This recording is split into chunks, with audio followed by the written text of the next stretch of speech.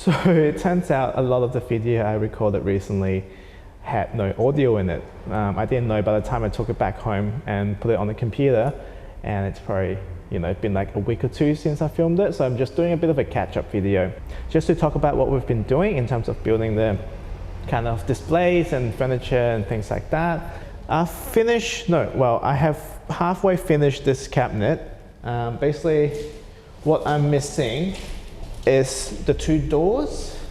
So today I'll be hanging the doors, and it's just gonna sit flush here with a 2mm gap on the top, bottom, and in between. And then it'll just swing open like this. So this is like just birch plywood, but it's got a really nice tone to it. It's very soft and the color is quite pale, which I like. So we're just going to do like a clear coat finish, just keep it quite simple. Yeah, so we're going to have display all three out here. I'm thinking here it can be more like little set items.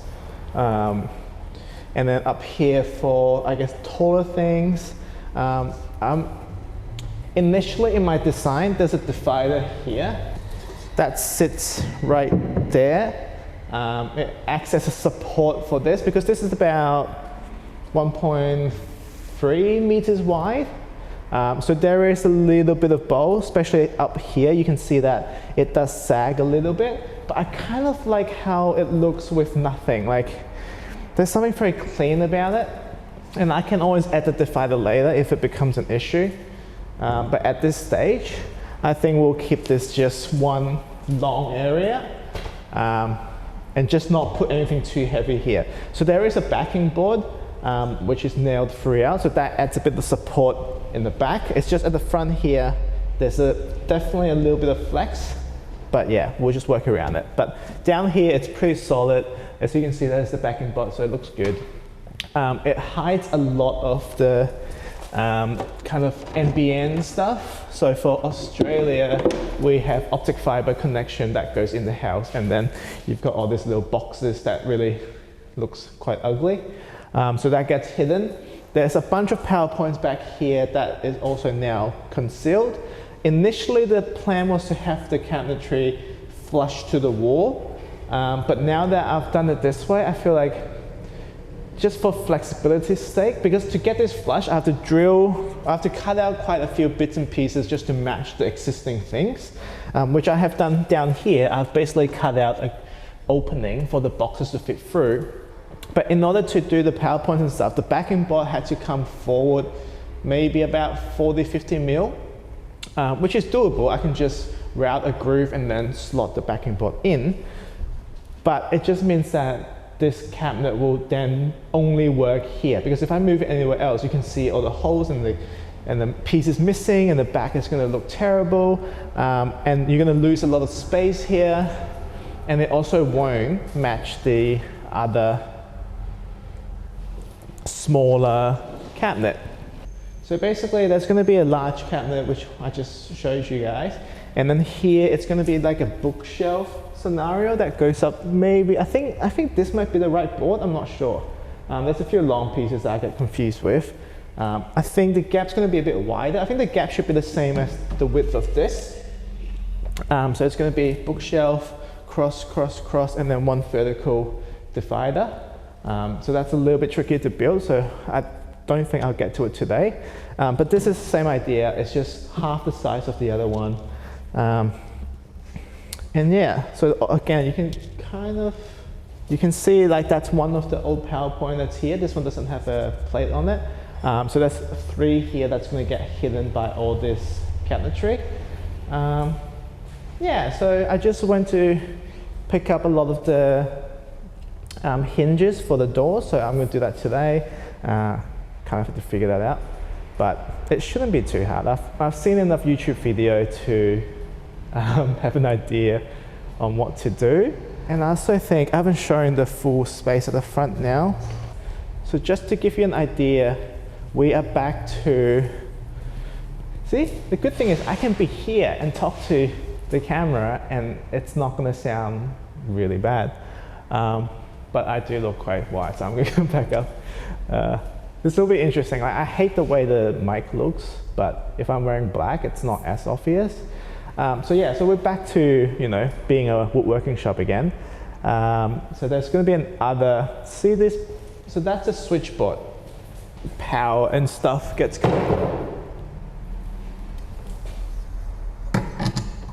That's where our power and stuff gets connected. And it doesn't look that great. So again, we're gonna, you know, utilize a bit of design. So we're gonna build a floor to ceiling kind of column. Where the switch pod is going to be, it's going to be doors that open up, so we still have access to all the electrical stuff when we need to work on it. There's going to be, once it goes up to the top about here, it becomes a half column. So maybe, and then that goes up, and then on the left of it will be, on the left here will be like one big open area, and we can just put like a big piece of ceramic work there. And then down below the switchboards will be horizontal shelf. I think there's 4 of them that goes all the way to the floor. So again, that's just an extra bit of display space. And now that I've got the workbench in the retail space, I feel like we can fit a decent sized table here. Probably not as big as the workbench, but something quite large just to, again, have a bunch of display. I think it'll be good for tablewares and stuff where you can have a table setting. Maybe, you know, the original idea was a circle or round dining table kind of thing. Now I'm thinking maybe a rectangular could be good. Yeah, I mean, but that's furniture like that is the last thing we'll sort out, because a lot of the built-in stuff we'll do first, then I can get a better sense of what's going on. So basically last weekend we had our open studio, which I was very happy with. The amount of people that came through was great. We had a lot of interest from people who want to become a member and have a working space here. And also a couple of people who are local businesses, just to come say hi. A jewelry maker called Nadine, she actually came and gave us a jar of homemade jam, and we've had some for breakfast and it's really good. And just potters around Brunswick, and I've always knew that there's quite a few, I guess, establishments around here that are, you know, ceramics and pottery based, but I didn't realize how many more kind of people's studio there are. So apparently there's like 6 or 7 that are in a cluster, and I'm sure there's way more here and there. So like this area is actually quite a pottery area, which is great for us, and that's kind of the reason why this was my first choice in terms of location. Brunswick is just great for that. We've got lots of schools, we've got lots of supplies around, and yeah, we've got a lot of makers in the suburb. And Moreland, which is the, I guess, council area, this side of town is definitely a lot more embracing of the kind of handmade and slower living lifestyle. I think people here do appreciate that sort of thing compared to, you know, some other suburbs. And because there's so many makers here, not just ceramics, but also, like I said, jewelry, illustrators, painters, just there's so many art studios around here. It's a real mix of culture, and it's great. I can't wait to be more involved in that community and try and connect as much as we can. And that's another thing about 1280 is that we are looking beyond just this physical space.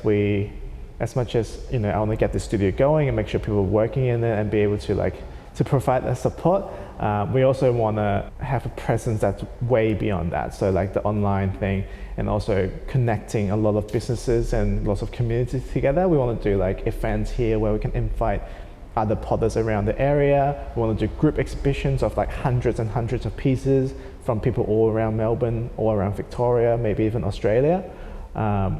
And just create this almost institute that focuses not on like education, but like bringing in people, because there's a lot of websites, there's a lot of you know, platforms where you can have videos, you can have articles to learn how to make things, but as far as I can tell, there isn't one that really connects the local community together.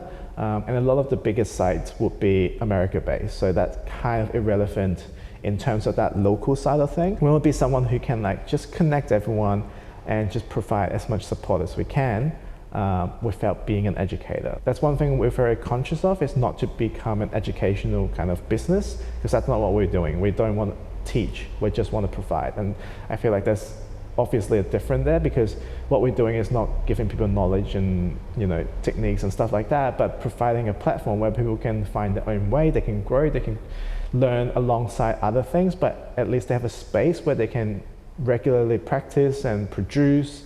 And I think that's really important. Like, you can go to 200 workshops, but if you don't have time, or if you don't have the resource to be able to, I guess, apply those techniques and kind of make it your own, then it's just, going to a workshop just becomes a hobby. Like, it's great to see more experienced potters do their thing, but if you're not absorbing those techniques and making it into something that you can integrate into your own work, then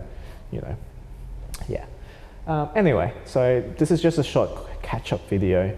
Once the cabinet's done, I'm going to film a bit more, obviously, but for now, this is also a quick test for the mic. Fingers crossed it works, because I don't want to have to go through this whole spiel again. But application's still open until the 26th of March.